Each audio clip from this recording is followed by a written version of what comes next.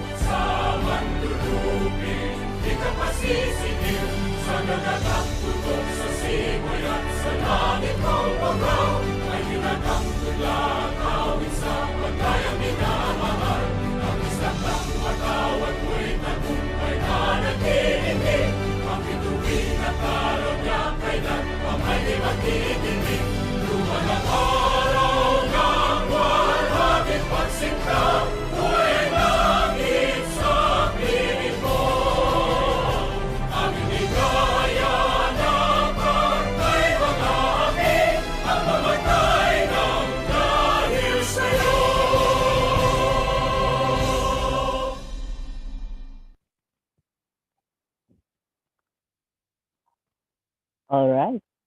So first of all, thank you everyone for joining here today on our webinar. So before we move on to our webinar proper, we would like to welcome one of our great professors here in PUP Santa Mesa College of Engineering, Department of Computer Engineering, Engineer Orlando Pahabera for the opening remarks. Narinig na po ba ako? Yes po, sir. Hello, good afternoon. So good afternoon to all of us. First, I would like to commend to the organizers of this webinar for coming up this topic entitled Digital Forensics. It is timely for us to know, since in this modern era, there's a lot of threats occurring, especially in the network, in our data, and in our resources.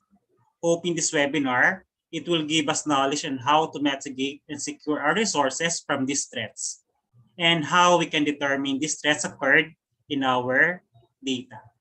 Second, I would like to thank to the advisor, Dr. Arvin de la Cruz, for allowing this webinar to happen.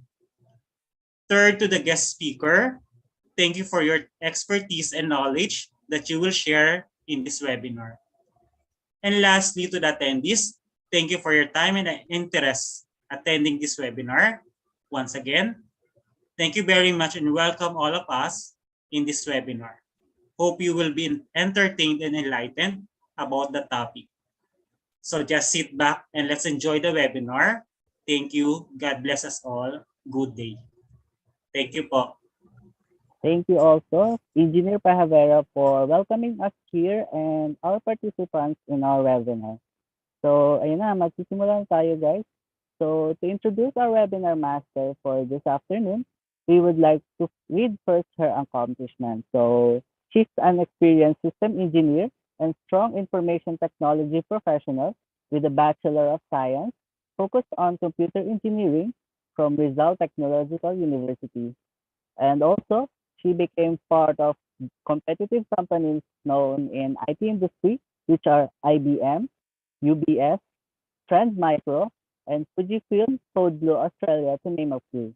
So without further ado, let us all welcome Engineer Marife Andaya. Good afternoon, ma'am. Hi guys, good afternoon. Naririnig niyo ako ba ako? Yes, ma'am, loud and clear po. Oh. Yeah.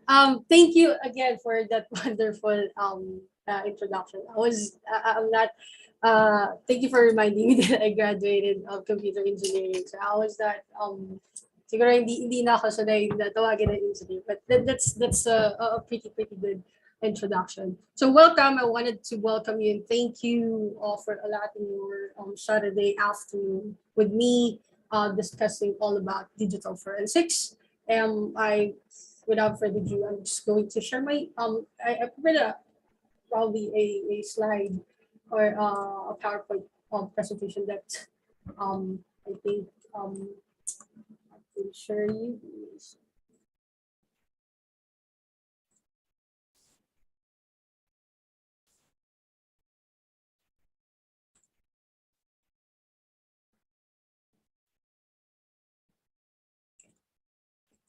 There we go. I guess you can see my screen.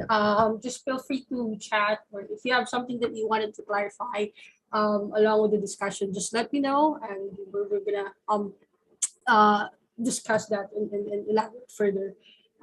So this is digital forensics. Digital forensics, just a little bit of introduction. It's somewhere like it's a very intimidating topic, or it's pretty in cybersecurity. It's somehow uh, one of the core department, for the lack of better term, one of the core topics that you will are probably one of the core teams that you will encounter when you're starting to be onboarded or to look at the topics under cybersecurity or look at the couple of things happening in cybersecurity. So probably I would assume since you're all of us are here are in line with computer engineering, somewhere along the way we touch base with cybersecurity, right? And we all know along with that there are threats, there are cybercrime happening all around the world, and even the war nowadays are all happening at the background of our computers.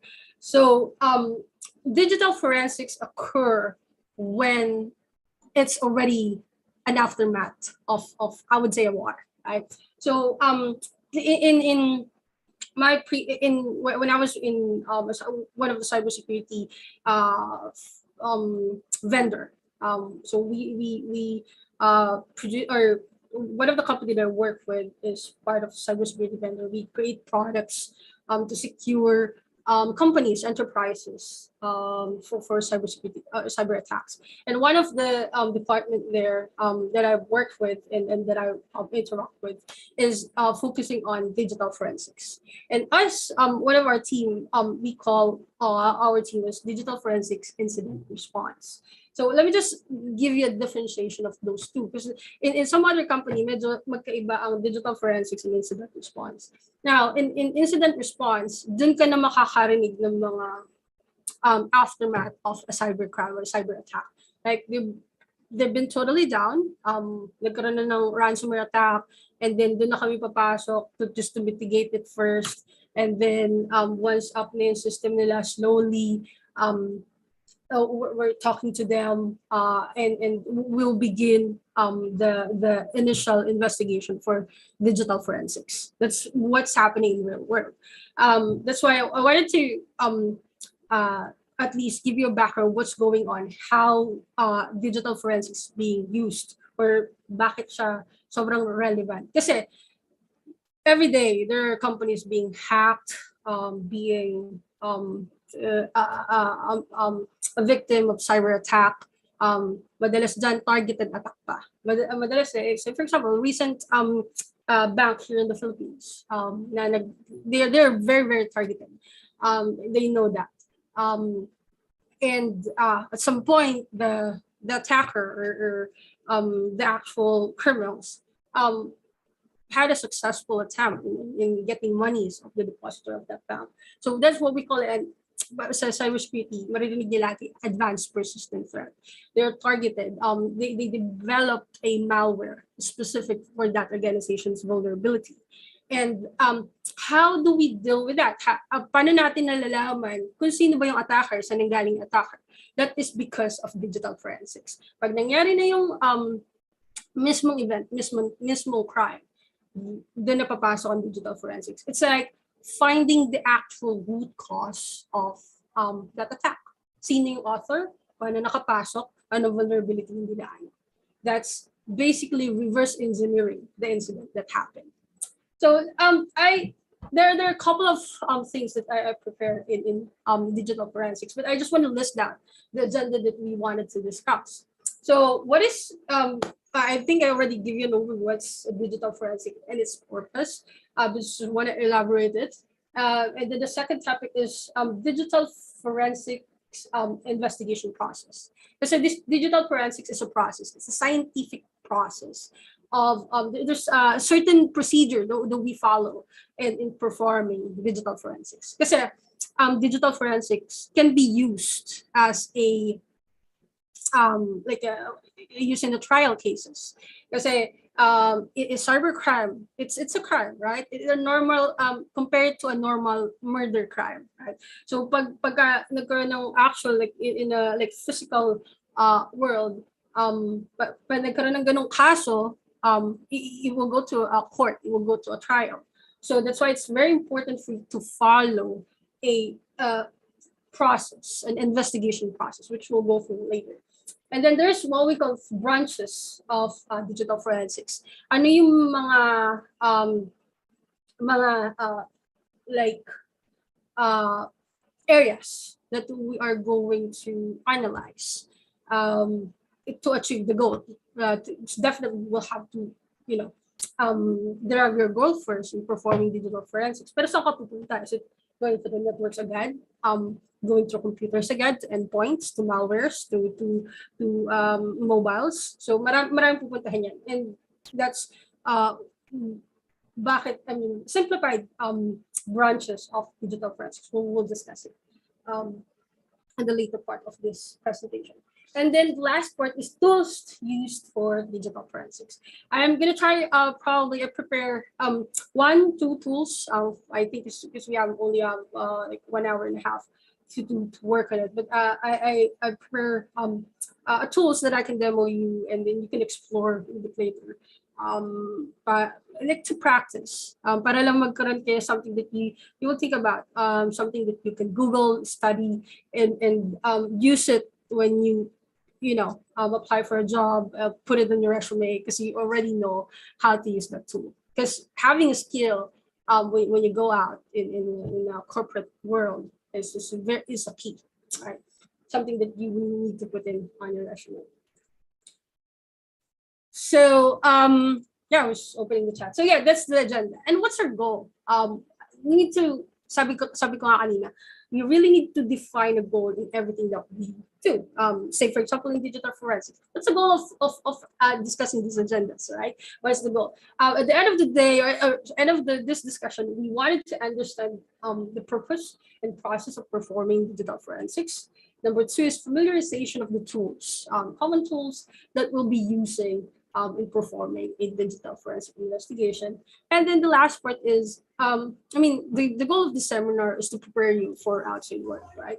Or this webinar is to prepare you. What would you expect outside? Ano ba yung mga nangyari outside? And then what are the career opportunities that you can, be part of, you can apply for?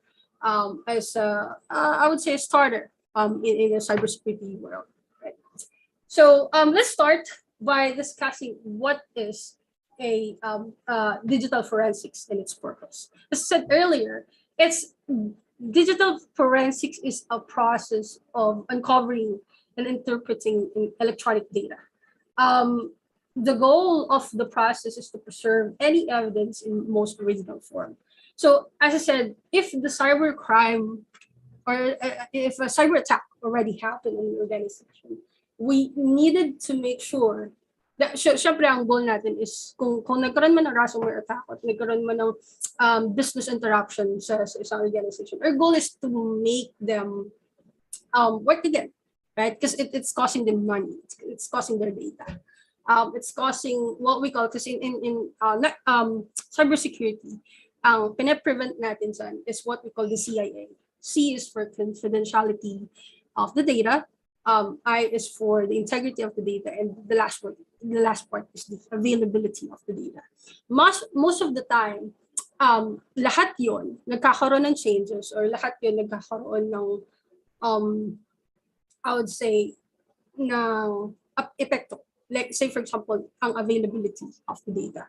If one of the server has been infected by a malware, so for example, a ransomware, it will stop working. And that availability of the data that you're hosting on that particular server, let's say application server, will be gone. So it will affect your organization. It will affect your employees to process. Kasi the entire server is already, I would say, it's already done, right? So, saan papasok ang pag-perform ng digital forensics? So, as I said, the main purpose is to make it work again, pero you're not deleting anything. Say, for example, if you found the root cause, or not the root cause, but the source of the infection, it's making sure that server, or the hardware of that server is isolated. You look at so i-discuss ko yung process later, but you make sure that you look at all the changes that happen, why it started. Basically, you have list of questions. You have list of questions that you need to answer in the end of the day in performing digital forensics. So as we said, just a little bit of definition. Digital forensics is part of cybersecurity team.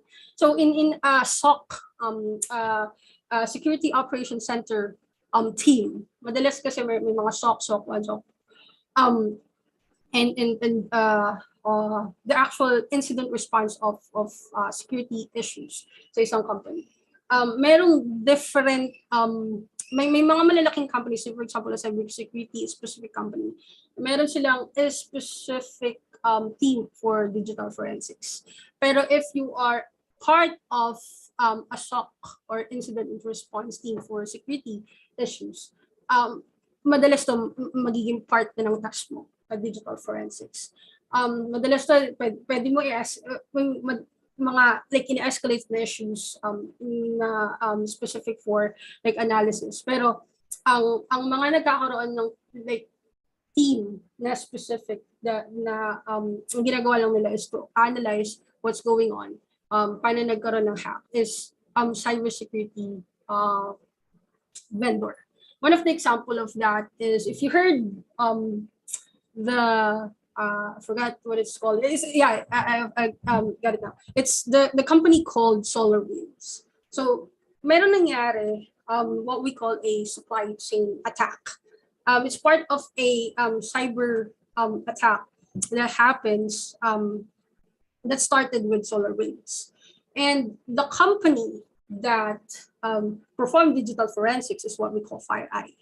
FireEye is one of the vendor na nag-create ng product for cybersecurity products. Nangyari yun was, just a quick story of how it happens, how they're performing digital forensics is, nangyari ang detection sa company mismo nila, sa FireEye. That was back in 2021, nung nagkakaroon ng election Trump versus Biden in the United States. So nangyari siya sa isang nagkaroon ng detection sa isang cybersecurity company. Syempre, what they need to do is to look what's going on. They've been attacked, right? There's already a cybercrime happening, or a threat lurking inside the organization. What they need to do is to find where it's coming from. They trace it to a different company. They trace it from like jumping into like companies to companies. That's how they perform digital forensics. Digital forensics is sobrang I would say lalim in a way that you will have to go through each evidence. It's a matter of going through evidences, logs, um, um, something that will point you to the source of that infection. So that's why they trace it to a different company called SolarWinds, and it was because of a product they offer, which is a monitoring tool that has a patch, and then that patch has a threat na hindi na detect ng kahit anong anti-malware, firewall, intrusion prevention, kasi it has a trigger. I mean, the hacker knows how these cybersecurity or security controls is triggering their alert. Like, alam nila kung kailan nagra-run ng anti-malware. Kailan hindi pwedeng ma-detect ng anti-malware, EDR protection yung ganong like yung ganong malware. It's part of the DNN. Tulog lang siyang file. And what's going on is there's a command and control URL is trying to access and doing the backdoor already to the servers. That's 9 months. It's been 9 months since that update has been released by SolarWinds, and ang tagal bago nila nalaman. It was just because of that simple alert that happened in FireEye that kaya sila nahuli. So that's mga ano pa yun, mga 6 months of, as I recall, mga 6 months of investigation pa yan. So, ganun kalala ang digital forensics. Dumadaan siya talaga ng buwan, araw, every day, you're trying to find something to a certain issue. So, what's the process? What is the process of a digital forensics? Right. So, just checking if there's a question. Let me know if there's a further question. So let me proceed to the second topic that we wanted to discuss, which is what is a digital forensic investigation process? So it will always start to data collection. Under data collection, para lang yung, so as I discussed earlier, one of the purpose of digital forensics is being utilized in a court or like in a cases or something that is a court order. Like if this is cybercrime already, it's a criminal case or civil case. It depends. And one of the steps under data collection is you need to make sure that you have to obtain the search authority. It's like the usual warrant of arrest na ginagawa the search warrant, I would say, na ginagawa sa isang bahay, and then you will just look for evidence inside that house. In digital forensics, it's the same thing. You need, if you already have a suspect device, say for example, based on those logs, say Splunk or SIE. SIE, just to give you an overview, is a tool that we're using in enterprise na nagpapakita yun lahat ng alerts, logs, application logs, and then that tool is the one that will interpret if it is like a possible vulnerability. All the logs that's happening every day in an environment. There's a specific thing monitoring that. There's the SOC team. That they will definitely address the alert, investigate why that alert is happening. So put it as like a monitoring tool, integrated to all your application server, Active Directory, Exchange server, all those super important servers na nakakonect sa organization mo. And at some point, using that SIEM, it can route you to a possible source. I'm not saying it's the actual source, but because of that alert that's happening, say for example, meron na nangyari sa right now, because of that alert, you will be routed somehow to one of the source or that it's somewhere like a starting point of the investigation. So you need to make sure before performing that, kasi madalas naman na nagperform um, digital forensics or a third party, madalas hindi yan part ng company. Say it's coming from a cybersecurity vendor, just to make sure na hindi kasi pag madalas na nangyayari pag pinag-perform mo ang internal team mo ng digital forensics, it's really prone to risk of them being able to tamper the data. And our goal in digital forensics is to keep that actual evidence. It should not be tampered. So let's say, for example, you're a cybersecurity consultant that log into that company's environment, and you need to make sure that you have like an authority to perform or obtain the search authority to that particular machine. Say, for example, you already it's going to be a computer forensics. I'll discuss the branches later. Say, one of the source of that attack is a particular server. Doon ang galing yung mismong attack or based dun sa alerting mo. Siyempre, lahat ng images ng server na yun, from whatever is the hard disk connected, is that if that's a virtual machine server, ano man network na nakakonect doon, i-investigate mo isa-isa. Siyempre, there are tools that's being utilized to do that. But you need to make sure that you're authorized to go ahead and go inside that server or get a copy or image of that server for you to investigate. So the next is document the chain of custody. So pag sinabing chain of custody, it's pag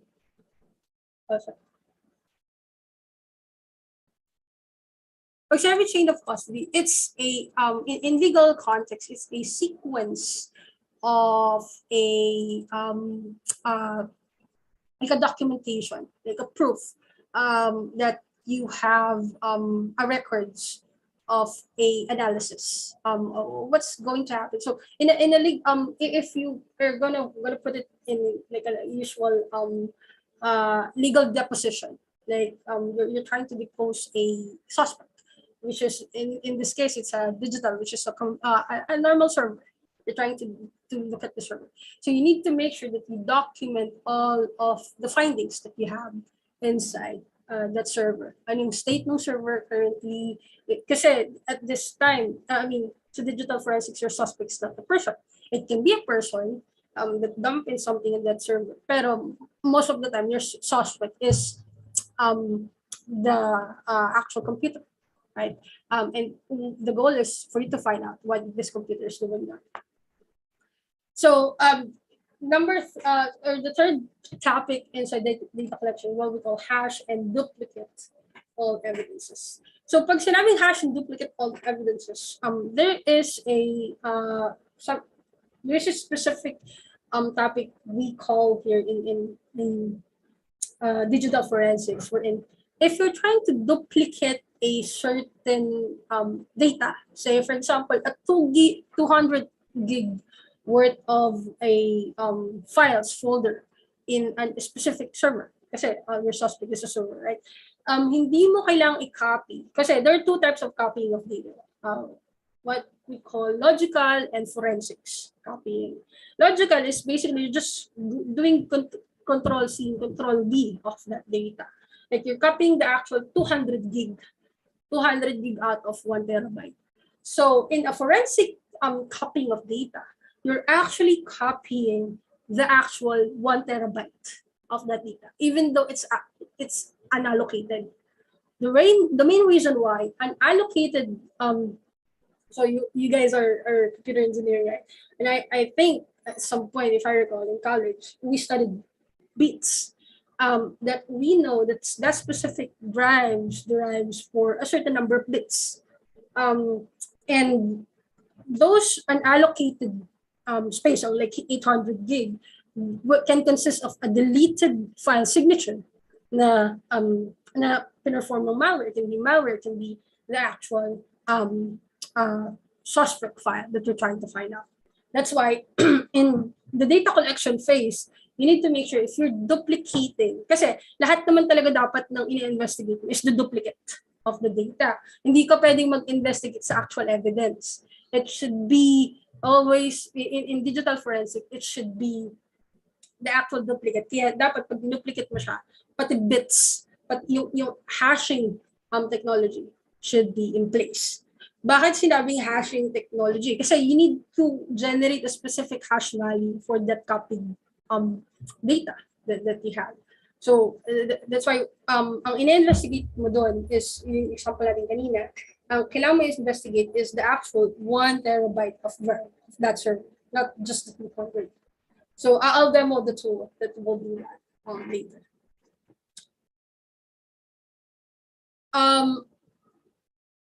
The next phase or the next process of what we call digital forensics is examination and analysis. So examination and analysis will dito na natin ipapasok yung mga tools na i-discuss natin mamaya. Why are we using these tools? What are the standards of the tools? Kasi there are a lot of tools outside or na ninyo na pwedeng i-utilize ng examiner. We call it examiner. Yung nagpo-perform ng digital forensics. And at some point, your company, if you're the company that's been attacked, or at some point that we call it kasi project if you're performing digital forensics. It's a combination of project and the actual incident. So you already perform an incident response to the actual issue, but now you're investigating why the incident happens in the first place. So you need to define the baseline tool. That's why the steps there is validated tools. What are the acceptable tools that should perform digital forensics? Say, for example, if it is an endpoint, in this case, endpoint is what we call the server, your laptop, your desktop in an organization. So if the source or if your suspect is an endpoint, they will go to a computer forensic management. So madalas na ginagamit dyan are like common tools. I'm using autopsy as one example tools. I've used OS forensics. So depending on we have there are free forensics tools that we'll go through later, and there are also what I call like a licensed forensics tools. Next, under examination and analysis is definitely perform your analysis. How do you perform your analysis in digital forensics? As I said earlier, if you're performing analysis, I'll demonstrate using the definitely you will need to use the tool today, but you need to define your goal. What is your goal in performing forensics to this particular server? Is your goal is to find the source? So sabi nga natin, let's say for example, what happened was it's a cyber attack already. Cyber attack is being triggered by malware. At some point, you need to have that details. So, hindi ka pwede mag-perform ng digital forensics nang wala kang kahit anong detalye kung paano nangyari yung attack. So those information will be given to you by your incident and response team. Or it can be given, if you're part of that incident and response team, it can be coming from you already. Kasi bago mo palinisan yung actual infections or bago mo pa i-mitigate yung actual attack na nangyari sa isang organization, you already need to define ano nangyayari dun sa mismo, like you already define saan nanggaling yung infection, anong malware, anong kailangan i-delete. Kaya di ba, I mean, back in the days, pagka meron lang malware na nangyari sa mga like personal computers natin, ang unang iniisip natin is yung format, which is wrong.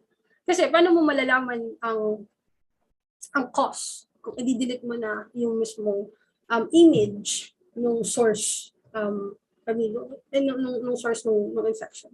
So ang ginagawa sa mga sa incident response and digital forensics is they will already have the entire details of what happened, the mitigation, the changes that this malware did, and the source. So doon ka na papasok sa source. and you will already perform the analysis. Paano nakapasok yung number one question is, your goal is, nagkaroon ng, paano naging source tong computer na to? Paano nakapasok yung isang malware to infect the entire system? Anong mga changes na ginagawa niya? So magsisimula ka dyan sa the first and initial state of the hard drive. So pwede ka mag-perform ng comparison. Like the first initial state of hard drive, and then when I run this malware on this testing environment, what will be the new state? Ano yung mga change? Ano yung mga files, registries na binago ng malware niya? Kasi if it is a cyber attack, most of the time, malware perform changes. And if it is a ransomware, which is the common ones that's happening, is the actual ransomware itself encrypt the data. Paano siya nag-encrypt? Anong mga tinatawag niyang like for example, you're trying to find, kasi let me just go back to the example of ransomware. Some ransomware has a way of deleting its own decryptor keys. Kasi in order for you to decrypt the data, meron ka dapat combination of decryptor keys, the actual public and private key that will decrypt the data that encrypts, right? So some ransomware has a way to keep that particular decryptor tool, not the decryptor tool, or probably the public key that can decrypt that actual encryption. So kung you're performing a digital forensics, that's your job, hahanapin mo yun. But there are ransomwares that deletes the actual public key, or kung ano man pwede mag-decrypt ng encryption na ginawa nila. But the mechanism itself, kasi laging unique yun. So if hindi mo na yun mahanap, it's totally deleted. That's all gone. Wala ka ng way para ma-decrypt pa yung mismong data na encrypt ng ransomware. But if you're able to find the trace of how to find it, or the actual trace of the public key, kasi madalas kinkeep nila yun sa file. It can be inside the file, it can be just a simple DLL na pag in-extract mo, it will give you the details, or will route you to the different details. It's like a manhunt in a file system environment, in a digital world. So in performing analysis, and I'll go back to perform analysis, you need to make sure that you're performing analysis to the data that you already duplicated, right? So there's a like a standard provided by National Institute of Standards, NAST, that when you're performing analysis, syempre at some point you need to perform a test result. So the test result needs to be repeatable and reproducible. So what's your standard in performing a repeatable and reproducible testing or evidence? You need to make sure that this particular evidence is if you perform it on the same manner, kasi at some point malalaman mo na kung paano nangyari yan, diba? Through the tools that you will use. And the performing analysis itself will let you para ma-confirm yung actual hypothesis mo, you need to test it. You need to run it in the lab, test if it is like a malware that you're trying to test. If you're trying to prove that this malware came from this particular machine or from this particular author, you need to run that malware the way it was run to your environment. Like you're trying to replicate the entire incident on a different environment. So, yeah, siya tumatagal kasi you need to mimic the environment. It has to be controlled. Whatever is the yung mga security controls na nakalagay sa anti-malware, you have your intrusion detection, kung ano man, ilalagay mo, ika-copy mo yun sa isang environment, and then you're gonna run that particular suspect file that you are trying to analyze, and make sure you document the analysis. And the confirmation that that is the actual evidence is pagka niran mo yan sa same environment and same controlled environment, you should get the same result as your findings. So that's the goal of performing analysis. So the last one is reproduce the methods and outcome assurance. So sorry. So that's the second part or second investigation process that you will have to do in digital forensics. We'll give you like a much detail later once we perform the job. The last part is what we call reporting. So in reporting, I'm not sure if you guys watch. I'm not sure. It's just kind of pumasok lang siya ngayon. I watched this one of the Netflix series na sobrang na-discuss yung cybersecurity is Mr. Robot. If you guys heard about that, I'm not sure if it's still in Netflix, but yeah, one of the episode there states is trying to point out the attacker. Nalaman niya kung sino yung attacker. And he has a way to tamper that evidence that will lead to the actual attacker. And on his reports, so let me just go through to the reporting. Kasi there's syempre may kwento yung actual Netflix series. In order for him to be part of that hacking team, kasi the hacking team is trying to recruit him. Pero ang nangyayari, he is working for a cybersecurity company. So nalaman niya na yung actual file that will lead to the actual hacker. Pero he changed it. And that's the example of putting in a reports. So as a examiner, you will have to create the detailed report from how you investigate the issue and how you perform this conclusion. It's not the actual report na like yung papel lang siya. But it's the actual reporting will always have a specific format and why do you derive to this conclusion.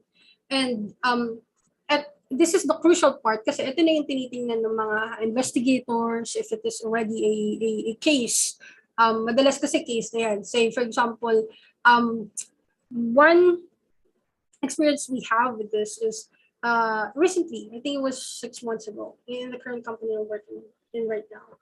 So during the weekend, there's an attack that happens to one of the clients that we have. And come Monday,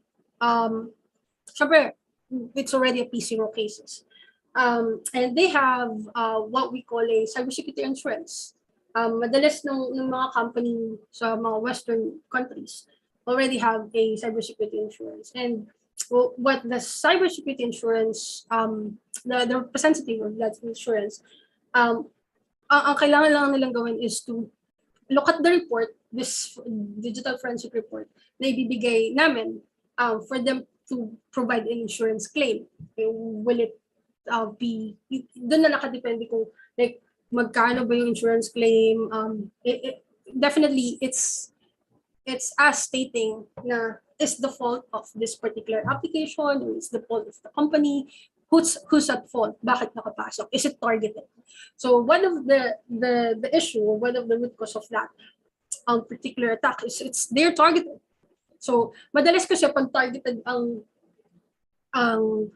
isang company and then you prove it sa cybersecurity insurance, nagbibigay, syempre, I really am not familiar with the process of how the cybersecurity insurance provide a, not the compensation, but the actual insurance money that is part of their contract. But if they prove it's targeted, and then, syempre, you already have all the security controls recommended by your cybersecurity insurance, definitely, who's at fault? Kasi alam naman ng cybersecurity insurance na hindi maiwasan ang pagiging target ng isang company. That's why they will look at this particular report that we'll discuss, which is the actual discussions of how or how this particular event happens, how a cybercrime happens to the environment. So inside reporting is you're already making conclusion, present expert testimonies. So those are the inclusion of, sorry, let me just go back to the previous slide. Those are the inclusion of the digital forensics, or the digital forensic investigation process. So do you guys have any questions before I proceed to the next topic? And by the way, I'm creating a report. So reporting will always focus on soft skills, right? Medyo, I mean, sa lahat ng trainings na sinasabi ko, kasi when I, syempre, I'm also training new hires sa company. And one of the, siguro mahirap ituro is soft skills. Hard skills or technical skills can easily be taught. Kasi those are the skills na may format. But having a proper soft skills, like you know how to create reports, you know how to create these emails, write a business emails, is very, very important. I wanted to share that to you guys para lang ma-prepare nyo once you come into the real world, to work in IT companies. That soft skills is very important. And one of the key here in reporting, in order for you to write and not so, kasi ang babasa nito are legals, ang babasa nito are attorneys na magde-defend sa company, insurance. They don't know technical stuff. As long as you pointed out, you pointed the reporting to the actual source and why it's the source of the attack. That's it. Hindi nila kailangan malaman yung actual jargon words na ginagamit natin sa cybersecurity or sa IT. What server, what IP, what network. At least they will, it will be part of the report, but it's not the actual overview of the report. So, yeah.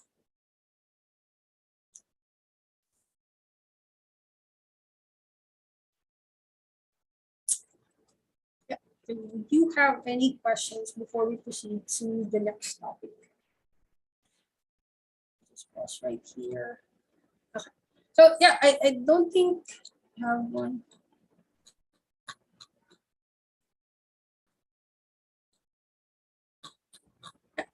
So good. I don't see any question in the chat box. So let me proceed to the next topic, which is the branches of digital forensics. So there, if you Google the branches of digital forensics, medyo marami kayong makikita. But these are the core branches provided by ISACA. ISACA is one of the cybersecurity organizations that created processes in lines with digital forensics. So these are the branches that that are very common. So pag sinabi mo branches of digital forensics, saan ka magsa-start? So it will always depend, dyan magdedepende yung steps na gagawin mo. So as I said earlier, before you perform digital forensics, kailangan mo na malaman yung source. So if the source is a mobile phone, if the source is endpoints, is servers, if the source is network, then magde-depend yung process na gagawin mo. But definitely, it will still follow the actual scientific investigation process yung tatlong sinabi natin kanina. But magde-depende din yung tools na gagamitin mo. Say for example, Wireshark. Hindi ka na, I'll discuss Wireshark later. Wireshark is utilized for network forensics. So, kung nalaman mo na ang perform mo ay network forensics, definitely you will utilize Wireshark. I'll go through the branches in short, but these are the three branches. Madalas din kasi makikita. So I've seen resources about digital forensics that discuss where's that? I was just looking for the forensics data analysis and database forensics. I didn't include database forensics here and forensics data analysis because it's already part of computer forensics. Parang subdivided na lang siya. Kasi computer forensics, let's just start. One is computer forensics. Computer forensics focuses on endpoints. So what if it's an application server, if it is database server, whatever. These are focusing on the data at rest. Kasi meron tayong tinatawag na types of data. We have yung data at rest, data in motion, and data in use. So madalas na nandoon sa computer, yung sa mga endpoints natin, servers, workstations, laptops, are what we call either data at rest or data in use. Data in use because application is utilizing it. Another application is calling it, another process is calling that particular data. The data at rest is just saved to your hard drive. And those are the type of data that we will investigate all through in computer forensics. Computer forensics is just to define a little bit of what computer forensics is. Madalas na kinukuha dito are the image, the storage. Say for example, it is a malware or a malware incident, and you're trying to find what are the changes these malware performs on this particular server. So din papasok yung pag-run ng mga tools that's targeting the storage of that service, that's targeting the operating systems of that service. I'll show you one of the tools na we're using.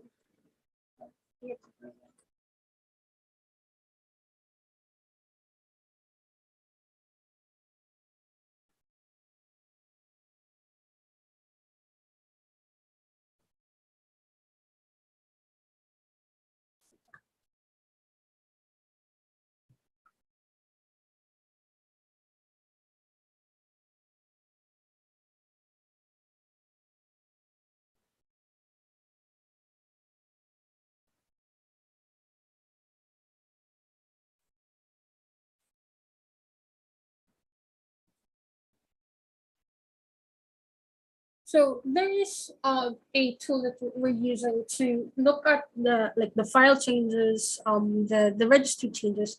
It's what we call a process monitor. It's some Microsoft's internal application. You can Google process monitor. So say for example, we just wanted to look at the changes. So you already have a suspect file, already have a suspect machine. So inside the suspect machine, you're trying to find out what is this file doing? What is this malware is actually when I run this on my test environment, what's really doing? What's the changes it's doing? So sabi ko nga, malware will always perform a change regardless what type of malware that is that virus ba, worms ba, or ransomware or other types of malware. It will always perform a change. This is one of the tool that we use. So say for example, we will run a specific application or not application, but we'll run that suspect malware that we want. And then say for example, it has an exe or it's a process or it's a batch file or whatever is the extension of that malware. We will run this together with that malware, and then what we're gonna do, we'll generate a report to create or at least give us an initial investigation. What are the changes that this malware is actually doing? So I already run this on one of the incident that I'm working on previous in previous the previous tickets that I have. I just use this as a sample. But in this case, I'm monitoring one of these exe, which is actually library. So I just wanted to show you paano ginagamit to. So for example, make sure you do the you run this dun sa walang other application na nagra-run para hindi kayo ma-confuse. So let me just give you like a quick demo paano siya nira-run. So I'll just close this log file. And then by typing process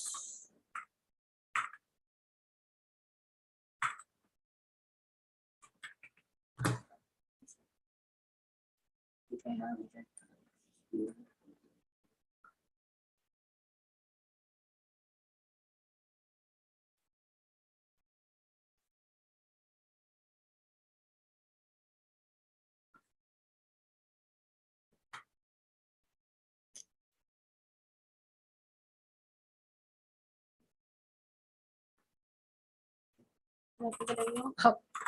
Um,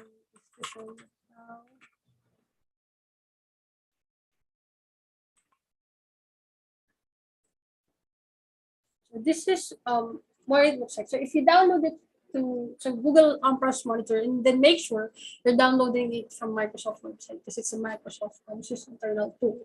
So definitely you can extract. It's called Proc1, and you can extract it. Once you open it, it's already in an unextracted destination. So let's extract it first.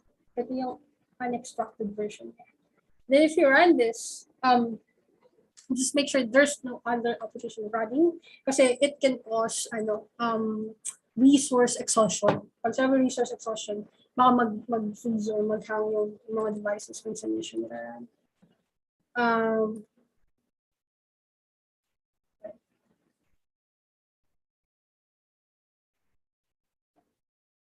Just make sure there's no other filter running. Ito siya. These are already a log file. Makikita yung log file that yan. But currently, ito yung mga process na nag-run sa machine ko. So if I just run it, and then I just wanted to filter registries, i-anti ko lang yan, i-make sure ko lang na hindi siya highlighted, yung registry lang ang highlighted. Ito na yung makita ko. And then if I just wanted to uncapture it, i-click ko lang itong capture icon. And then if I wanted to, say for example, clear the existing filter that I have or yung mga na-capture niya, i-clear ko ito para mag-start siya ng fresh. So pag gusto ko na mag-capture, say for example, I'm running a test malware for me to find out the change or what it's doing. Say for example, I have here say, kasi wala namang malware na nag-run dito. So, pwede siya gawin if you're working on like a sample malware or something that gusto niyo lang investigate kung ano nangyayari dun sa actual file. So you can filter a process name. In this case, let me try to filter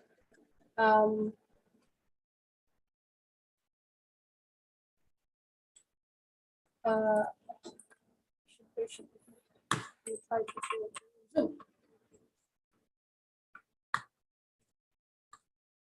And then, kasi wala pa nag-run na process, but usually, if nagka-capture na siya, makikita niyo yung mga process na nag-run. But in this case, gusto ko lang i-filter yung Zoom process. And then I'll start my capture.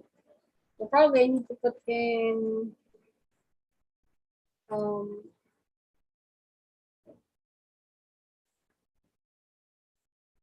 zoom.exe. So wala siya. Kailangan siya may extension. Try ko lang ulit.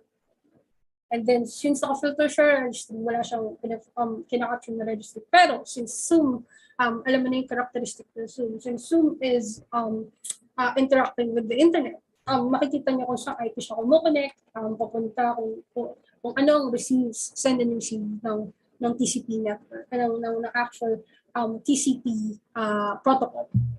Pero, let's say, for example, is it modifying any files? Gusto natin malaman. Kaya siya minimodify the file. But is it looking at some events, still calling some files, whatsoever? Wala. So it's actually dealing with or only interacting with the network. So you can put it in the report that this particular process, I just example it as Zoom kasi wala naman tayong sample malware that we can play around on my laptop.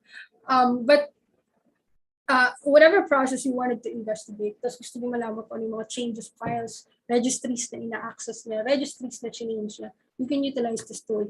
It's a very, very good tool that we're using in forensics. So yan yung mga common tool na that you're performing in computer forensics. The next one is what we call network forensics. In network forensics, naman, there's a very power. I consider it's one of the powerful tool in network forensics, which is Wireshark. Kasi kaya siya powerful is marami siyang protocol. Kasi in network, there are like 65,000 and more protocols that you're going to deal with. 65,000 ports. Over 65,000 ports you're going to not really memorize, but at least most of the common ports, secure ports na dinadaanan, and most vulnerable ports and protocols na dinadaanan ng malware, right? So for example, you're performing digital forensics and you want to know these particular application, or at least kung network forensics man yung pina-perform natin, hindi na tayo nagfo-focus sa mga data in use and data in motion, data at rest. Most of the time na pina-perform natin sa network forensics are the data in motion. Those Wi-Fi connections, say for example, it is performed by a man-in-the-middle attack. Man-in-the-middle attack is one in cybersecurity, is one of the attack that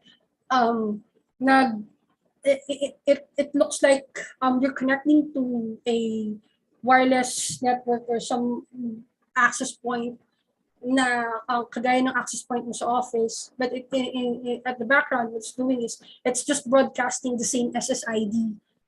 But if your computer does not have a way, or if your endpoint does not have a way of detecting the security of that particular access point, kasi pwede niya rin imimik yung actual security na yan it can connect to that SSID. Yung mga configuration natin na connect to Wi-Fi once detected, or Wi-Fi name once detected. So kahit na ang sinabing Wi-Fi name is Wi-Fi_corporate, tapos gagayanin ko lang sa isang access point ko, tapos i-broadcast ko yung same Wi-Fi_corporate, pwedeng connect na din yung devices natin, wireless devices natin.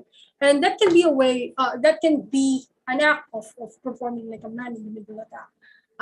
You're actually not connected to the actual access point that you should be connected. You are connected to an attacker access point, and at some point, this attacker can get data or put in something to your computer, or it can be a source of like a malware dropping. Doon nila dinadrop yung possible attack na dinesign nila sa environment or sa organization. So I want to show you one of the tools that we're using in network. Madalas ko itong ginagamit kasi madalas na cases na napupunta sa akin as my current role as a network engineer is this. Most of it are network configurations, but if we're doing something like investigating the intrusion, the possible intrusion, kasi madalas yan, like for example, DDoS, denial of distributed denial of service. So what that attack goal, yung goal ng attack na yun is to make sure that your server is actually denying its service it's offering. What I'm saying is, it's so sobrang dami na request na sinasend sa server mo, hindi niya na kayang i-accommodate pa yung mga request niya. Kaya kasi distributed. So para sa ang ginagawa ng distributed denial of service is just sending a ping request. Simple as sending a ping request sa server mo 1 million times. And syempre yung server mo will have a hard time to process it, and eventually will stop processing, will stop servicing that actual request, the ping. Hindi na siya mag-respond sa ping. And then down na yung server mo. So kahit na legitimate pa yung request, hindi niya na ma-offer kasi nga it's because it's being attacked by denial of service. So how do we look at investigate those type of attacks? Paano nagkaroon? Most likely it's madalas ng cause of denial of service is a very insecure protocol that your web servers utilizing. Kasi sabi nga natin, there are two protocols in web server, web services. You have your HTTP and HTTPS. What the ports? Port 18, port 443. What is much secure? Syempre, we'll go to HTTPS kasi may encryption protocol na ginagamit ang HTTPS compared to HTTP. That's one of the costs. But if you're already utilizing HTTPS, bakit ka pa nagkaroon ng DDoS? Then papasok yung pag-investigate natin ng traffic. So one of the tools that I wanted to at least be familiarized, not really naman master, but if you put this on your resume and you're applying for a digital forensic or cybersecurity post, it will be a plus that you know this kasi lagi itong ginagamit both cybersecurity, so digital forensic type of job. So how do you use just a quick overview of how do we utilize Wi-Fi? So for example, you want to capture Wi-Fi traffic, wireless traffic. Just select the traffic na naka-indicate sa mismong interface. Siyempre, madidetect nyo lang kung ano mga interface na naka-connect. So if you have a virtual network, meron din yun. Nakikita nyo kanina may mga virtual LAN siya na connect because of my virtual machines I have on my machine. So syempre, you can stop the capture if you're trying to replicate the issue, stop the capture. And then here, you can start filtering out. Say for example, you already know the source machine. You can type in the IP address, IP.addr. So you can just Google yung mga filter, parameter for Wireshark traffic, filtering Wireshark traffic. But I just want to show you like a simple filter here. So say we're trying to investigate where is the traffic this actual endpoints trying to go through, or what are the traffics my web service is accepting, receiving like a TCP UDP connections, right? So say for example my web server IP is 192.168.100.2. Then you hit enter, you will see all the traffic related to that IP. Ano yung pinanggalingan na IP? It can be a destination, it can be a source. And then, say for example this, it's an application data. So we're gonna go back to OSI layer. The 7th layer will be the application data. In the application data, let's say you're investigating the actual, I would say, forensics in application layer. It can be layer 3. It can be any other layer. If you will just look at this, say for example, we have a TLS handshake here, TCP handshake here.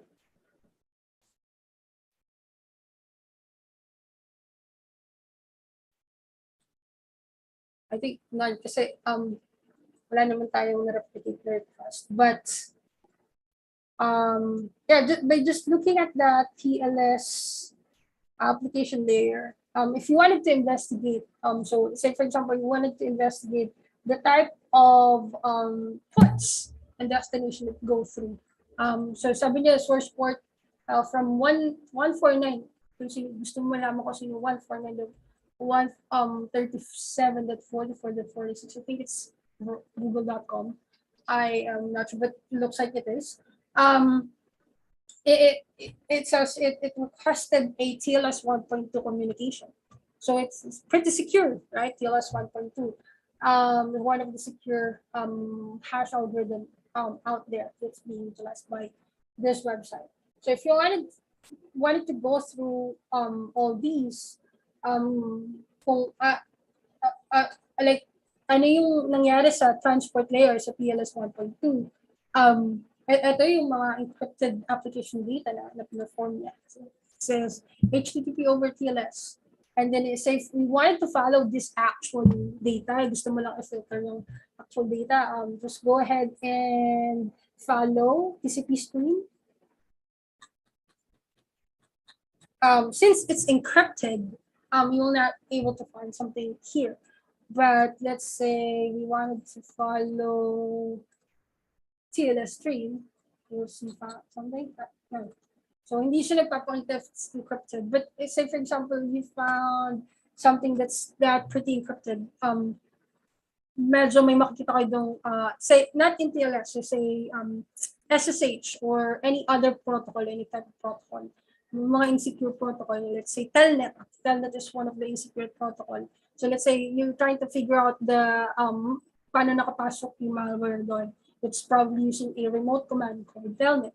Ano yung ginawa niya sa Telnet, ano yung mga commands. Makikita niyo pag kinlik niyo yung follow TCP stream, madalas na pinagyan niyo siguro. Ito yung sinend niyang command, ito yung inaccept ng device na command. So it turns out it's the vulnerability of your server na enable pala yung Telnet dun sa stream. It should not be kasi it's one of the vulnerable protocol out there.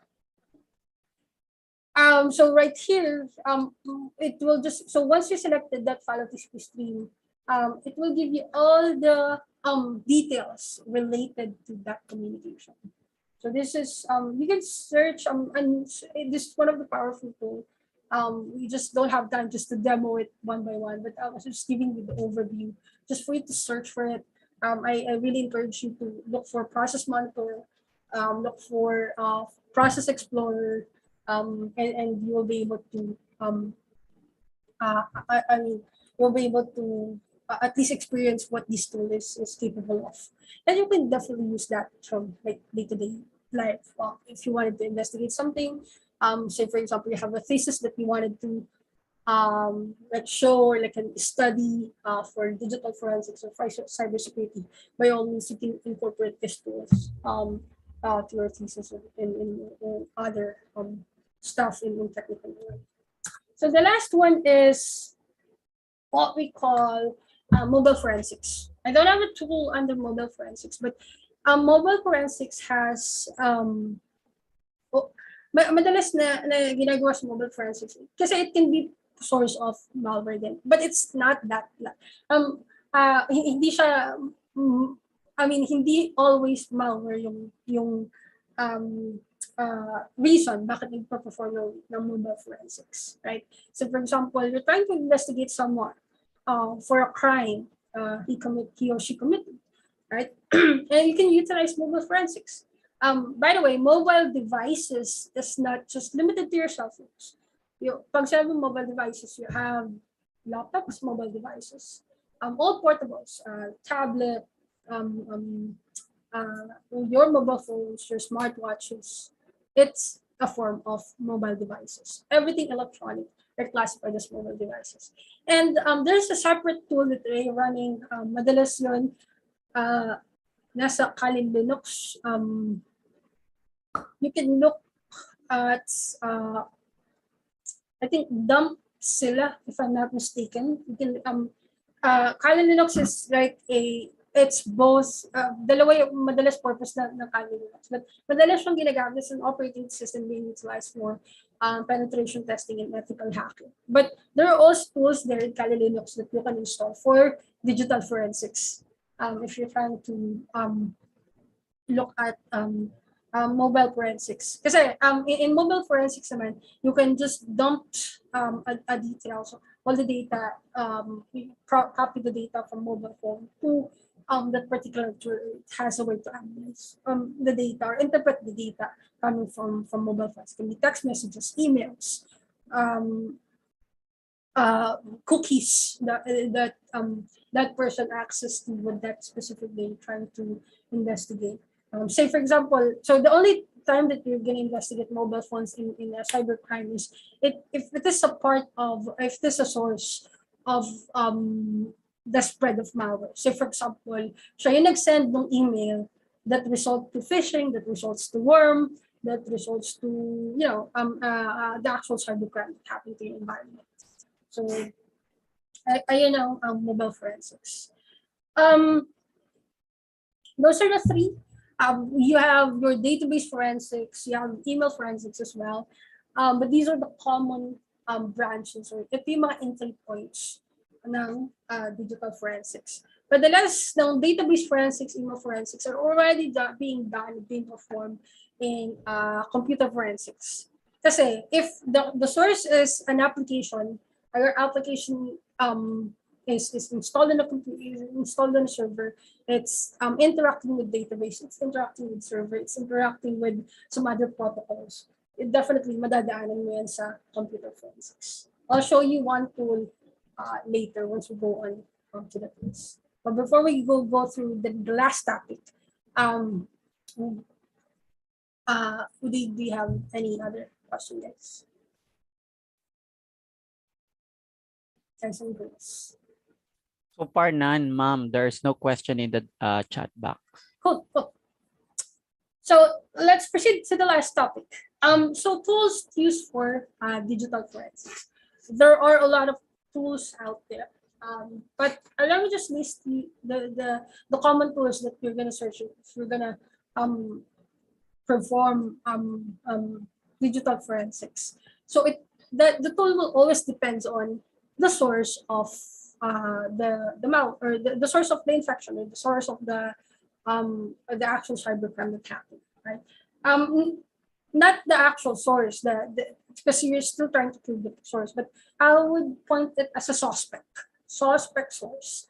So if the suspect source are like computer endpoints, they'll go to this forensics malware forensics tool. One of the malware forensics tools I show you is process monitor. That's what we're utilizing in malware forensics. And then if it is like a actual file reader, we're trying to do the I forgot the what it's called, but may ginagamit kaming tool which is Bintex. Bintex is one of the tool that will show you a couple of like what is the actual file. Pag niran mo yung file, hindi lang like process registry step that they access nila yung nakikita nyo kanina sa process monitor. Bintex has a way to give you a like how this file is being coded. What are the commands this file or this application is sending?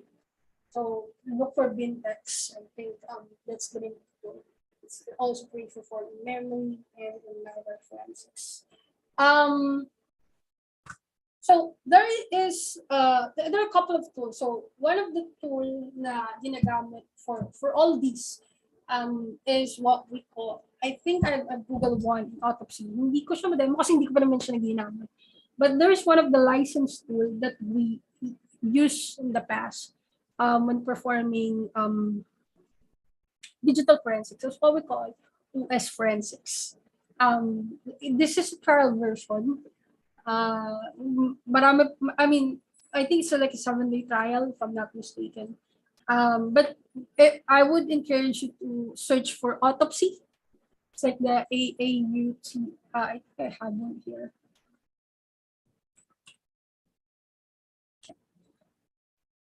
So this is one of the free tool out there for digital forensics. Ito siya. Ito yung itsura niya, autopsy. I want to demo the autopsy.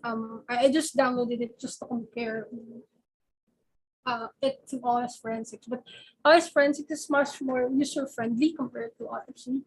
But I mean, autopsy is free. So if you're you can also run autopsy in Linux boxes, and OS forensics is so I would say much more Windows friendly. This is what we call the OS forensics. So if you're talking about this network, wireless databases, malwares, at least you'll get a glimpse of everything using this tool. It's like all in one. Syempre, pwede naman kayo gumamit ng specific, like for network forensics, go ahead and use Wireshark. Like for file forensics, go ahead and use Process Explorer, Process Monitor. But this one is like all in one. So, lahat ng forensic tool na may encounter nyo out there will always ask you to create a case. Kasi in a real world scenario, your incident will always have a corresponding case. Kaya nga may mean dyan eh. Pag IT ka, if you're like an IT person, then you're talking to a regular user in the company. Ano po case number, ma'am? Ano po case number, sir? So, yun kasi yung one of the way para makita natin kung ano nangyari sa issue. So, lagi nga may corresponding case number. So, this OS forensics is tied up. We are utilizing it as like an enterprise version. back in the days. When I was still connected to like a cybersecurity vendor. We're doing digital forensics and incident response. So let me just go through a couple of overviews how to use this. I'm not gonna go through like adding a case, definitely madalas naman dyan, something that I mean, you're like creating a case. Hindi pa naman kayo nagdudulog dun sa cases na yun. But I just wanted to show you how to utilize this. This is one of the powerful tool. Say for example, you wanted to search for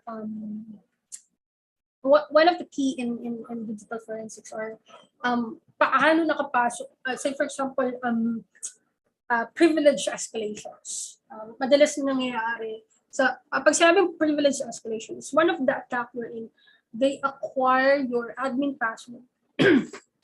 They acquire your application admin password.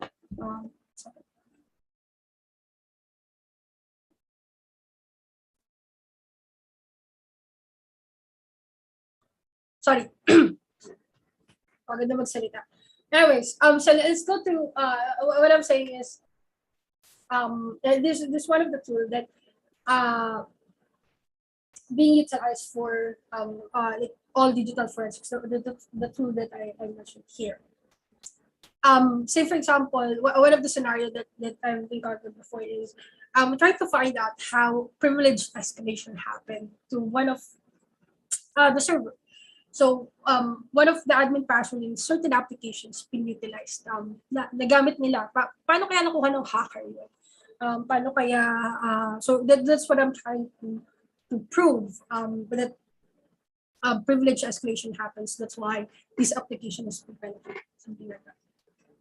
So I'll go into passwords, and then this particular, sorry, this particular tool has a way to just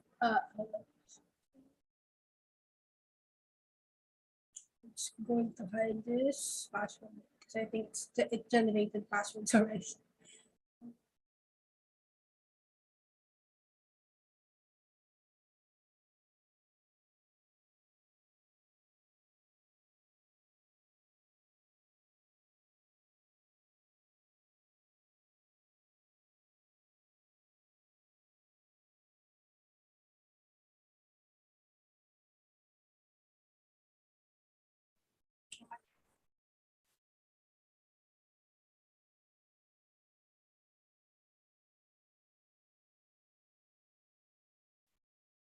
So one of the sorry, sorry, I thought I was on. So one of the so I was just sharing this for experience how we were utilizing this tool. So one of the entry point of privilege escalation is you remember those saved passwords. Google, your browser asks you to save passwords. It's easier for you. This tool has a way, if you has a way to identify if you have saved password, if it is compromised or not. Just you're going to one of like passwords tab here. I mean, you can install OS Forensics. Just I think there's osforensics.org/downloads, and then go ahead and look up for passwords, and then click on acquire passwords. Magsascan na yan. Lahat ng nakasave na password in your browser, in your Wi-Fi will be saved. And then here, it can be displayed as plain text. You can utilize it that way. Say for example, login, like a Windows login. So say I wanted to scan the password, the Windows password in my current machine right here. So I wanted to say live acquisition of current machine. I'm not gonna go into Drive. Kaya sinabing scan Drive yet is you can utilize it like an image. So kung may, so the difference of current machine and Drive is you can get kasi the hard drive of like the virtual machine na nagkaroon ng I mean a possible suspect, yung suspect machine. You can mount it to your current machine kung saan yung ina-analyze yung digital forensics. You can do it that way, or it can be like an actual image of the virtual machine, or it can be a physical drive of the server. Then you can just select it here. But here, I wanted to look at the current live passwords that I have for my current machine, ang local machine na ginagamit ko. So look at or just click on acquire password and see if I have one saved in here. Looks like there's that. So I'm gonna scan something in my C drive. I'm gonna look at, syempre encrypted yung password. It's protected by BitLocker. Yun yung difference. Hindi niyo makikita pag protected siya with BitLocker. But like this, as you can see, medyo hinide ko lang siya. These are the plain text passwords saved to my like Chrome, Firefox data, and some other Wi-Fi password that I saved already on this device. So yeah, say for example, you wanted to go through a file. So I'm investigating one of the issue in like what happened in an event in a computer. So this one of the one way to go through is like history of the computer, right, or of the server. So you can look at the events, open it. Um,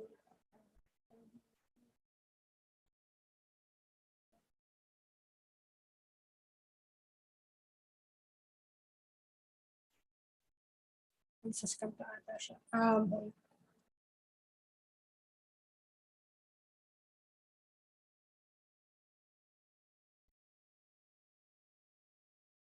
And so like a property of the file, you can look at the property of the file. Um, these are like the files say for example, I captured a history of a file. Then I wanted to look at what's doing, or what are the process running on that current file. These are basically images of files running on that particular computer that I was investigating back in the days. As you can see, process text. These are like results of processes running, how many like if I go to medyo naghahango. Ito yung problema pagka free ang like it's unlicensed. Madalas siya naghahang kasi it's resource consumed. Madali siyang mag-perform ng resource exhaustion. Those people. So if I want to look at the properties of this file, so how long it is it archived, what is it compressed, is it encrypted, and what's the hash value, basically the details, the entire details of the file. If I wanted to look at somewhere like a detailed value of this file, say for example, it's a possible malware. Ito yung ginagawa ng Beamtex, yung sinasabi ko sa inyo kanina. It has a way, so medyo gibberish lang yung so this, I think it's form of ski, if I'm not mistaken. But here, there's a way for it to understand, pataas yun, understand what this file is doing. Is it calling what? Is it displaying what? So this is somewhere like a detailed analysis of file. And there's an independent tool that does it, which is Beamtex. So yeah, you can go through like the history, user activity. What does this user does? Most recent application utilize. What are the cookies if it has like a cookies say if I want to scan my machine cookies and to scan. We'll start to perform all the registries, all the activities that I perform. Wi-Fi, USBs, dump lists, auto run commands that I've run, application. So nagsascan lang siya. Medyo matagal, but as you can see, most recent is like 170 1,700 application of files. So these are basically events, historical data that you can document. So every time you found something, there's history. So for example, you want to go through user activity history. Everything you found something that will go or that will give you a like a hint of where this malware, where that investigation is going to. Document it. put it on, what I do is put it on a notepad. So these are user activity. These are my findings on the user activity. These are machine activity. These are the deleted file. These are the cookies that this particular user goes through, cache, a website that goes through. What are the commands he typed in? What are the passwords he input using his keyword? Um, I will categorize that in a way that at the end of the day, my goal is to generate a report, like generate a story of what happened to that machine on that day. It's like um piece of part of the stories that you're trying to develop. Because what you're trying to do here is you're trying to reverse engineer how a malware gets in, how a cybercrime is being performed, how hacker think. You're trying to um, trace the footstep, the digital footstep that the hacker performed to commit that crime. So that is basically what digital forensics is. I think we ran out of time already, and I wanted to thank you guys for imparting your time with me to this very productive discussion, productive Saturday for us. And yeah, if you have questions, I'm gonna open the floor. We're gonna open the Zoom for questions. I can still entertain it. And thank you once again for inviting me to this webinar. All right, thank you, Engineer Andaya, for that very inspiring and informative talk. So, guys, if you have questions for our webinar master today, kindly open your microphones and also your cameras. Raise your hands and feel free to send the message in our chat box so that our webinar master can see and answer your questions right now. Huwag na kayo mahiya, guys. Hello, Ma'am Cecilia, you have a question. You could directly ask the question directly to our resource speaker.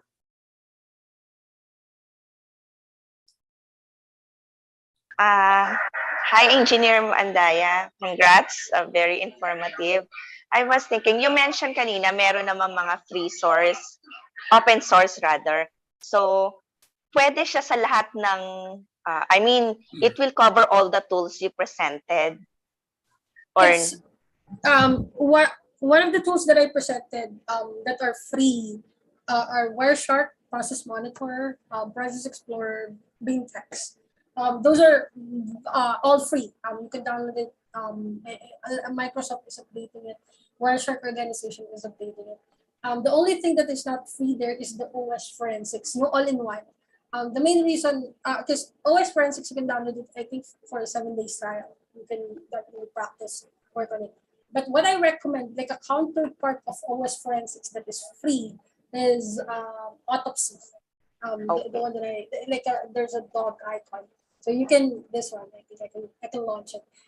It's just that I didn't demo it because I didn't use it in the past. So what I used was OS Forensics. But it's somehow similar. Pero mas madali lang kasi gamitin ang OS Forensics compared to Autopsy. okay, thank you. Another is, you mentioned about the case number. Is there a standard that or customize yun per organization? Ikaw na mismo yung magagawa ng sarili mong case number?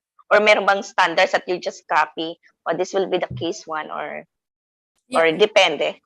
All organization will have a customized case number. What I'm saying about case number is definitely in OS forensics or other forensic tool. If you're just practicing, you just go ahead and create your own case number, something that you will label the investigation that you're creating. But in organizational level, every incident will always have a case number. So normally we will have like a case tool like Salesforce, GSnow, or any other case tool that we're using in the corporate world, and then we just copy that corresponding text number and put it on the that examiner like OS forensics and autopsy for our logging. Kasi yun yung tracker. Ano yung progress ng date kasi the actual digital forensics, when you're performing digital forensics, it will take days. And then what's the purpose of that? Putting in a case number is for you to track what's your progress. If you have findings for passwords, if you have findings for like user activity, it will be tracked. It will be logged to that case. That's the purpose of it. Okay, It's like thank you. Thank you. Welcome. Thank you. The next, Miss City, would you like to voice out your question? Oh, I will ask the question. Has stated, Ma'am Maripe, the questions of out of curiosity of Miss City is, same lang po bang software na ginagamit ang digital forensic din sa ibang bansa, yung OS forensic? Yes. There are a lot of forensics tools. Pag sinabi mo digital forensics, Google it out, sobrang dami. But OS forensics, we've used it in one of the transnational companies that I work with. So across, because I'm working multinational, like I supported APAC, I supported US, supported EMEA. So across country, standard lang naman yung bawat company. So depende kung ano yung bibilihin ng company nyo for digital forensics na software. But again, not all company has a digital forensics department. They might have like a incident and response department for security, but most of the digital forensics, as I experienced it, it's all being performed outsourced. There's a specific professional, what we call professional services. Say, for example, currently I'm working associated with Fujifilm. Fujifilm is IT one of the IT source company, but our clients are different companies as well. So they're paying for us to perform IT stuff for them. Say, for example, penetration testing for one of their applications. So we're the one being resourced to do that for a different company. So ganun din sa mga sa digital forensics, madalas yan in-offer ng mga cybersecurity vendor that I work with. I think Trend Micro is one that I work with that's offering digital forensics. So it will only take place when the attack happens. Say, for example, you are already victim of cybercrime and you're trying to find out. Kasi the reason being why you're investigating the stops is, number one, you wanted to create a case, create a demand case towards, so gusto mo lang mapanagot kung sino gumawa. Number two is you're trying to claim a cybersecurity insurance. So yun yung madalas kong na-experience. That's why digital forensics is being. Okay, so again, this topic is very in my webinar before, where I'm talking about cybersecurity and digital forensics. If your cybersecurity is your offensive, your defensive, your digital forensic is offensive. You are looking into the pathing, how the attack have happened, what's are the tracking. Again, there is a question again by Ma'am Cecil. Ma'am Cecil, would you like to raise your question? Ma'am Cecil? Okay. Yes, Ma'am Cecil, you may ask your question. Sir, go ahead. Okay. The question was, Ma'am Maribe, is regarding the result ng investigation, are they considered legal evidence for filing a real case? Thank you. Yes. But it should be, that's why we have a scientific process. We have those 3 steps that we're following. So once you report it out, it has to be counter-checked. Make sure you have the proof that it was tested, that it's actually the conclusion that you're eyeing. Because you are before you go through that conclusions, and it should be tested. You should have proof, right? Technically and digitally. Once you already put that together in a reporting, it will be classified as an evidence of the case that you're making. Most of the time, if it is already in a court trial, madalas yun are considered as evidence. Kasi to add on, Ma'am Cecil, in line with the requirement under the Philippine law, for example, when you are bully in the face at Facebook, it would not be an evidence unless you print the screenshot of those statements. So the same as the legality, since we have now the cybercrime law, so there is an you are required to generate reports, no? That's why in the last part of the digital forensic, as discussed by Engineer Marifeder, you are required to have the final investigatory report. That would be the part of the legal evidence for the court of law here in the Philippines, no? Kasi hindi pa natin tinatanggap ang digital copy in the Philippines. Not like in other country, digital copy is accepted as evidence. For the Philippines, even in CCTV, no, you have to print the copy of the screenshots of what have transpired in the CCTV. That's one thing, no. Just to give you an information, no, also to Ma'am and to Engineer Andaya, the Polytechnic University, Open University, will be offering a digital forensic crash course. No, but basically it would be first offered to the Philippine National Police, no, because they are the one who would be handling the legal investigatory reports on, for example, what happened to RCBC bank hacking, and other the BPI issues and concern. And we have a lot of things floating nowadays in terms of the cloud computing. So we need to have a strong stand in digital forensic because the Philippines is one of the country who's left behind in implementing a law or to strengthen the implementations of digital forensics. That's why PNP and AFP is now on the digital forensic, and they are now hiring IT people like CPE, ECE, and computer science to do the technicality in terms of the cybersecurity and as well as digital forensic. Okay? Sige. Is there any other question that you want to raise from the audience? Yes, Dr. We have a Yes, question Ron. here actually from a third year student here in PUP Santa Mesa. So, ang tanong po niya, Ms. Marife, is kung pwede daw po bang ma-correlate yung big data studies sa digital forensics since yun po yung track po na kinukuha niyang that's big data studies daw po. So, okay. Let me just clarify the question. So, you mean big data studies is you're already working on a data tool like Power BI, you're already translating chunk of data into a certain information. Yes po. Okay, cool. So that information definitely definitely mayroon kang source ng big data, may generator kind of big data. It can be your application server, it can be your actual database. Definitely it will be a third party entity that will put in or that yung sinasabi kong Power BI, there's like a different application that collects all your data and transpose it to possible information, depending on policy and filter that you created. Now, can this be utilized as a part of digital forensics? Yes. As I said, if you are looking towards to a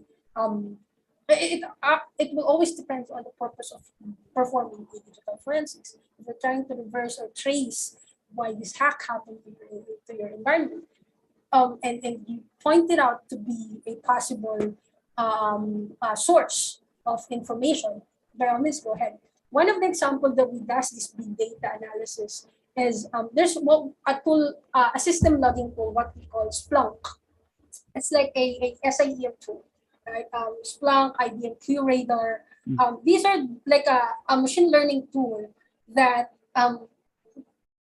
that summarize all the logs. So, di ba, pag mag-read tayo ng log, it can be in a text format, it can be something that a usual person doesn't understand. You need to understand IT before you understand that log that's being read from your computer, right? So, one of the example of that in the big data that you're pertaining is this SIEM or the Splunk is connected to several application servers, several log generating servers. Tapos, isa-send nila yan via API call. And then that particular application has a way to interpret hey, this is already a possible malware. Hindi pa siya malware kasi it's not part of the pattern, pero it has a characteristic based on the machine learning policies that we already have that I encountered from previous detections. That this is a possible malware, and then I'm gonna plug it as a possible uh, something that you need to investigate. So it will be utilized as a data forensics evidence towards the investigation that you're trying to achieve. So to answer your question, yes, and that's one of the examples that I mentioned, how we utilize those big data to translate into digital forensics. Okay, thank you for that answer, Engineer Anday. And so guys, meron pa ba kayong ibang katanungan para kay Engineer? I think meron pang nag-raise kanina ng hand. Mr. Engineer Ron. Yes, sir. Good afternoon po. Yes, sir. Ma'am, this is just somehow I just want to solicit a suggestion because how can we create a committee in an academe sector? For example, sa isang university, how could we able to create a staff? What are the requirements to at least to have a, a committee who will look into that matter sa forensic data analysis para naman ma-avoid namin yung possible problem in the future. So ano yung mga qualifications na kailangan, or can you give us an idea how to create a staff or committee for that matter, being an expert? Right. So Thank you. as I understand it, we trying to build like a small team that will focus on data forensics, or I would say, because the digital forensics is a bunch of like a certain team in cybersecurity. So what I'm trying to understand is, are you trying to like perform a monitoring team that focuses on digital forensics? Is that the question that you're eyeing? I think Sorry. that's the real that's the question, ma'am. If they will be implementing if they will be creating a team to have the implementations of their company's digital forensic capabilities. Okay. Cool. Do you have a suggestion on how do they formulate the digital forensic team? Yes, there are a couple of ways to do that. Definitely, we need to have a before we form a team, we need to have a certain tool that help our team to react with those datas that it will generate. Because at some point, our servers, network, websites that we host inside our companies will need to have, say in school, will generate a data. And the main core of that is to be able to have someone that interprets the data. Number one tool that we utilize in a corporate setup, and I'm gonna put it in a like an academic setup, it would be a monitoring tool. Because a monitoring tool will do the rest for us, the manual stuff. You will just integrate this monitoring tool to a certain server, to a certain web server, network, endpoints, and then it will do the alerting for us. Now, how does a person, like an individual, like a team, monitor those stuff, and how do we react to it? That is the manual way. Kasi dapat ang magmamonitor na knows how to interpret that this type of alert will be something that we need to focus on, na something that we need to identify. Bago pa man siya maging attack, like a simple paulit-ulit na malware alerting, like for example, a worm detection, definitely your anti-malware software can block worm, normal. But if it is redundant already, there's something going on. You need to find the cause. That's why papasok na din yung tao that will be part of your team that will investigate that issue. And in that way, you can somehow mitigate, at least prevent something large to happen on your environment. So that's how you perform a team. Alerting first, someone will react to alert, and then someone will investigate on the alert, and they'll perform the action item or action plan based on that alert or findings that someone generated. Thank you very much, ma'am. Very clear po. Thank you po. And congratulations.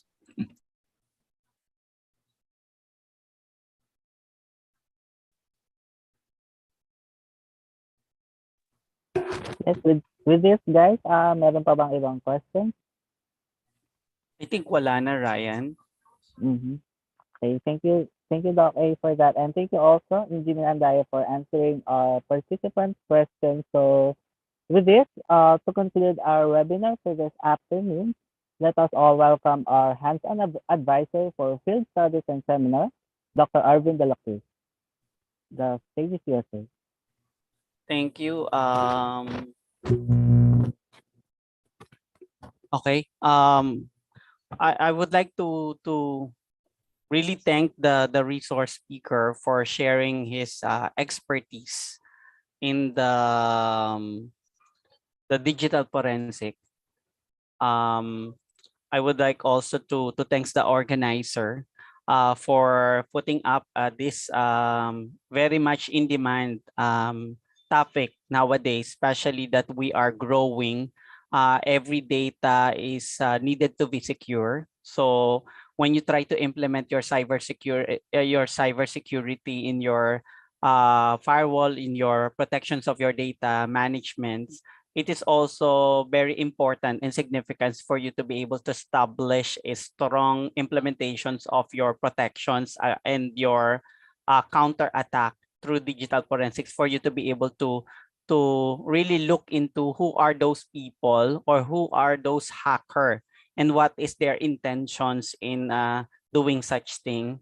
So you need to have your data protections as we try to implement a strong implementations of Data Privacy Act or the Republic Act 10173, which really give us the rights to protect those information. So it's very important that nowadays we try to implement this not only the cybersecurity but digital forensic.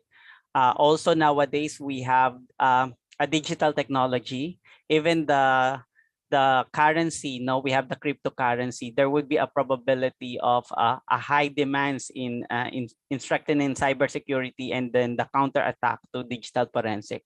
And then again, very very simple and direct to the point yung mga nabigay sa ating example ng ating resource speaker si Engineer Marife Andaya.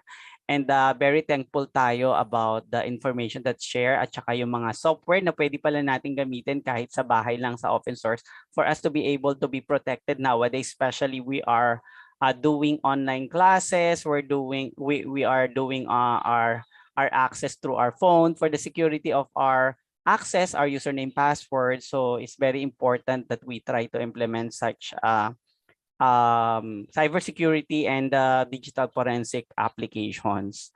I would like to thank everybody who have attended these sessions, and we are very grateful for your presence. So I hope you have learned a lot of things from our resource speaker, Engineer Marive Andaya. And then again, thank you for a fruitful day this afternoon, this Saturday weekend.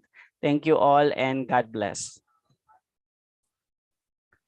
Thank you also, Doc Arvin, for that very meaningful remarks. And again, we thank you very much, Engineer Marife Andaya, for gracing today's event with your presence and imparting knowledge that we can apply for today and in our future careers here. And right now, before we end this program, we would like to ask you guys for this so that we can award our webinar master.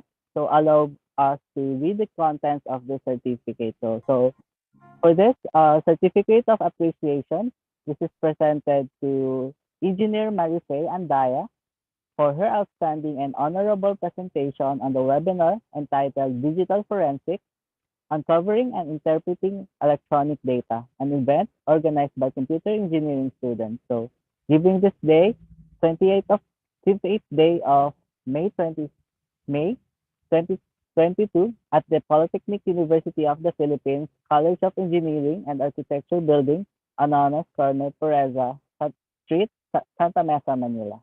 And with that, we thank you again very much, Engineer Marife Andaya.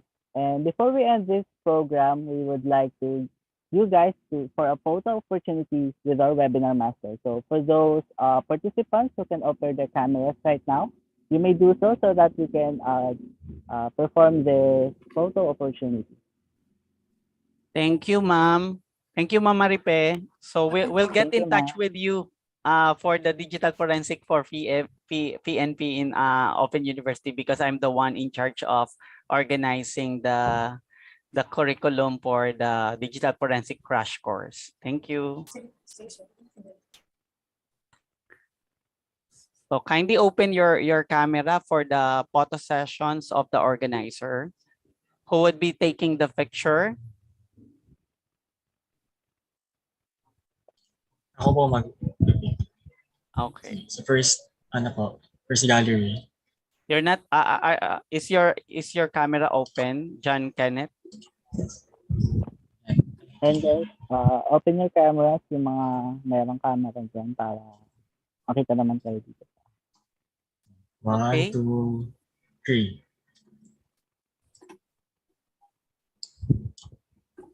Ayan po.